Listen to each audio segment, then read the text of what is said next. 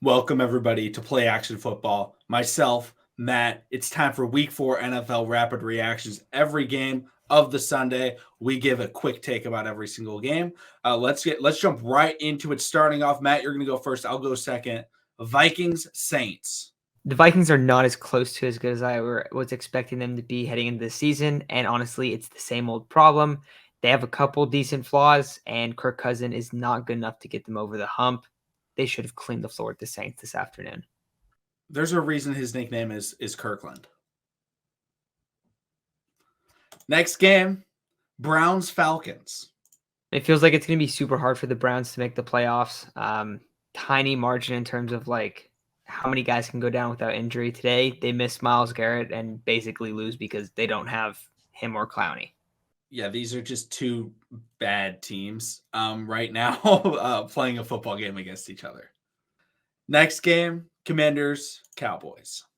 So I have a question. I want to know what everyone thinks about this, but what happens if Dak comes back and they look like they did week 1 and the offense sucks and they're just not good? Like, what actually happens? Because he's owed like $80 million over the next years, and low-key Cooper Rushes look kind of nice. The Commanders aren't good.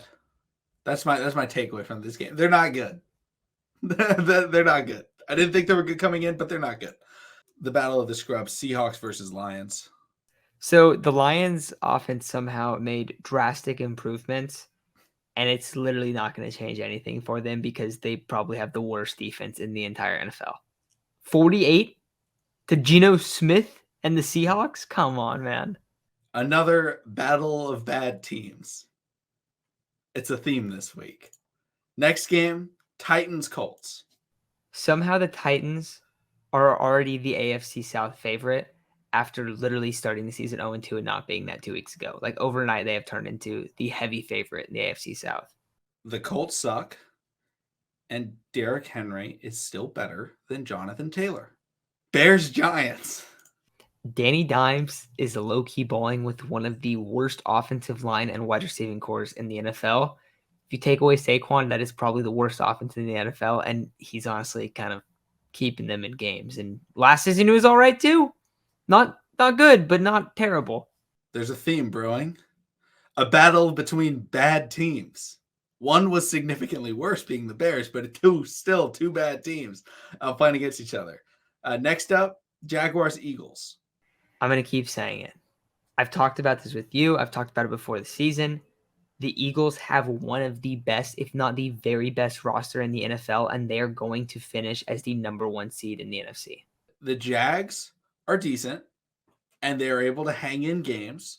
They're not ready to take the next step, but this is a massive improvement over what we saw last year. Massive improvement, obviously with the record, but they look a lot better. Like, they look like, even if they're going to lose, it's not going to be 35-0. Maybe they'll lose by 35 next week. I don't know who they play, but for now, Jets, Steelers. So I called this Mitch situation literally to a T. I said Mitch is going to come out. They're going to have all these weapons, and the offense is going to be horrible because they have no offensive line, and Mitch is a slow processor. He got benched almost within a month, McConnell. And I remember your takes on Mitch. And what happened? What happened when he got benched? Who threw 3 interceptions? Okay, one of them was a Hail Mary. One of them was a deep shot. That was a horrible play by Chase Claypool. I'm not going to put much stock in him coming in relief, but I'm just saying Mitch is absolutely awful. And it was one of maybe the stupidest offseason decision at quarterback to just, oh, yeah, we have this great roster, this great defense, and we're just going to go sign Mitch. Come on, man. Terrible. I said this before the season started. If anybody can do it, the man with the dog in his heart, Zach Wilson, would be able to do it. And he's brought them to a winning record. Last week, Matt, you said Joe Flacco was not him. Zach Wilson is him. We're skipping the next game.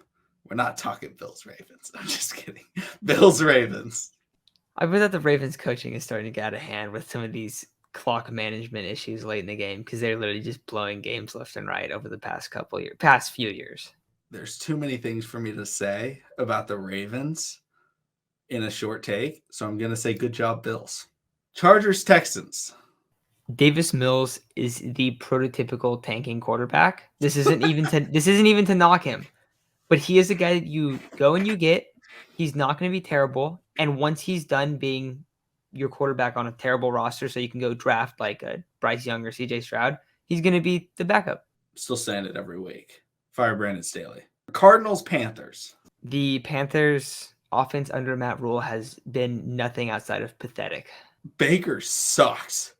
like maybe it's the system. I liked Baker in Cleveland. I was like, Baker had some pretty good games in Cleveland.